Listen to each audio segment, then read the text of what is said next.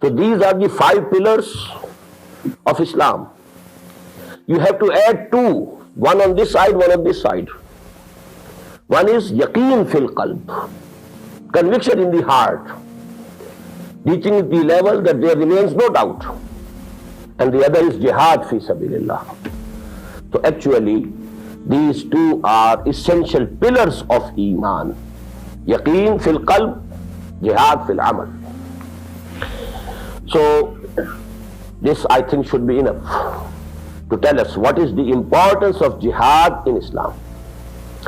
Now I come to the second point.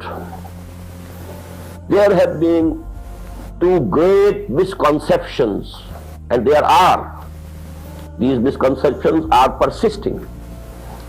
These misconceptions about jihad,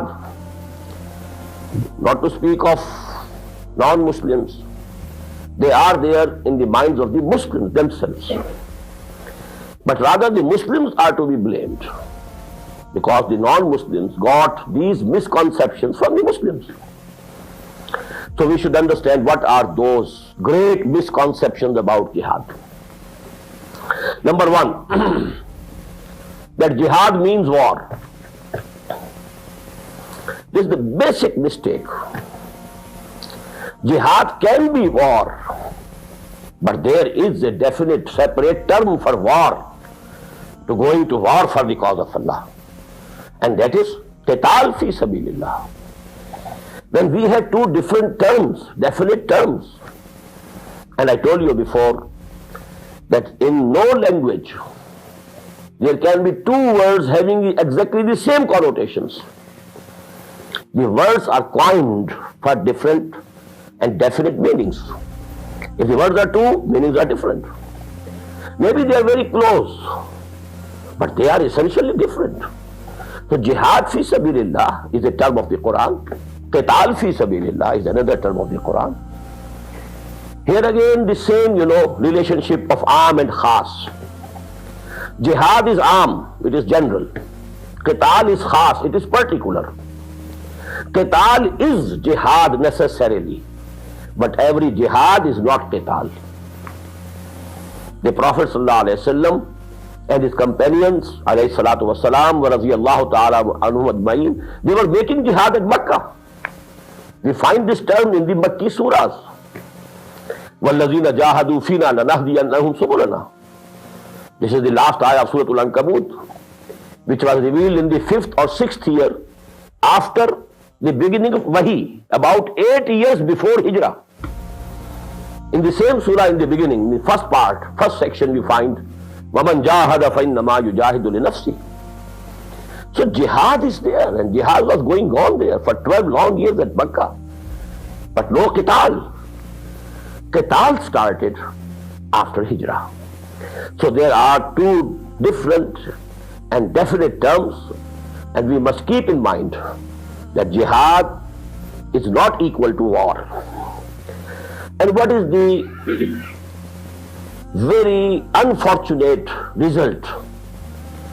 That because war is not everywhere and any time, all the time, war is not going.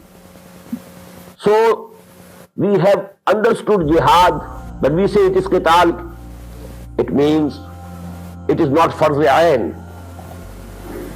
We are not required to make jihad all the time, because when it means war, then only when there is a war, then you are called to make jihad for the cause of Allah.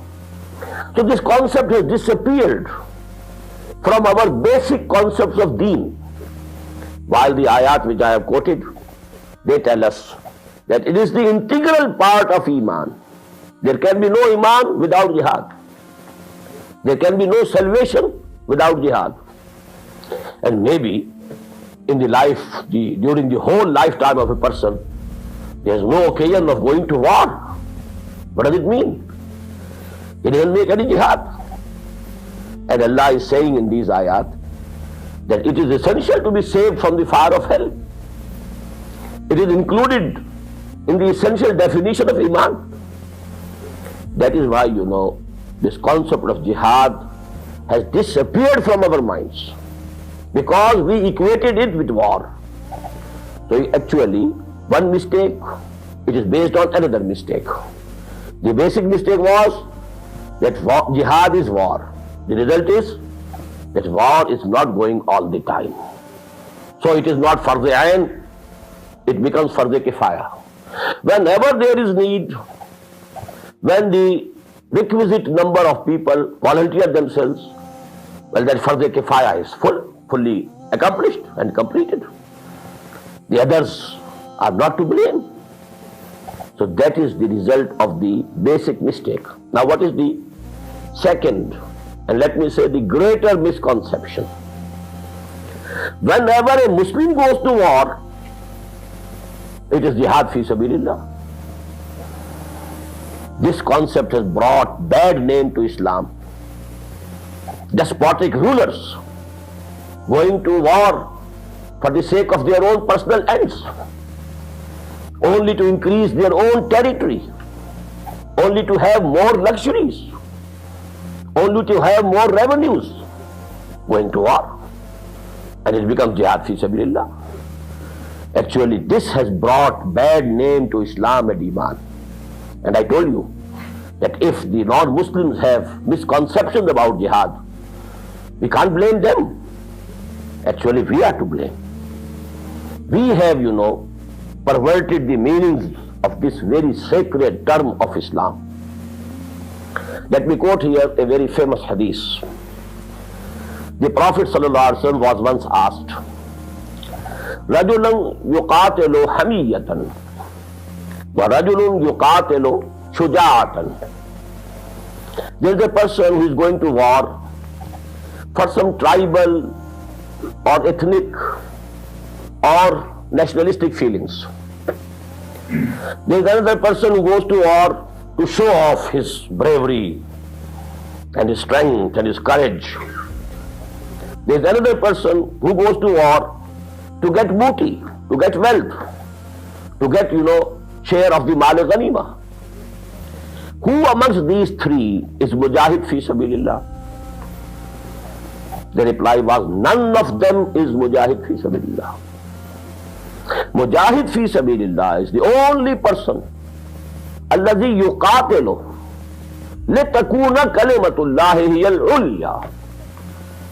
Whosoever is going to war for the exclusive cause, with the exclusive intention, with the khalis niyyah, that the word of Allah should become supreme, only he is a mujahid fi sabilillah. If you are fighting, going to war for some worldly ends, for your own personal, ambitions, then this is not jihad fi sabilillah. So, these two misconceptions, please remove them from your minds. And please try to remove these misconceptions from the minds of all the Muslims.